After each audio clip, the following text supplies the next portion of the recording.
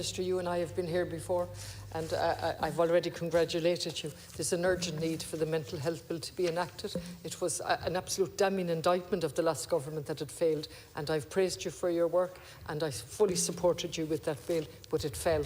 And that bill was the culmination of years of consultation and years of recognition that the system had utterly failed in relation to mental health. So we go forward from the 80s, planning for the future, then we go forward to a vision for change, and then sharing the vision.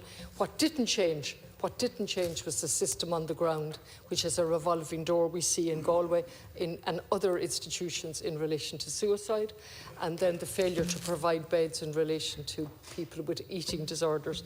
But on a general level, the mental health was to take us onto a new level with a human rights-based approach in recognition of our international obligations in relation to how we treat people with, and the word is changing to psychosocial disorders, away from involuntary detentions, which are at an all-time high. We know that, in relation to how we treat young people between 17 and 18, and in relation to an increased monitoring role for the Mental Health Commission to take in community care facilities and so on. So I noticed there's going to be a second implementation plan, and I notice, as the previous speaker over here in Labour or Social Democrats pointed out, the first one has failed to reach the targets. So I will be closely monitoring this, the enactment of the bill.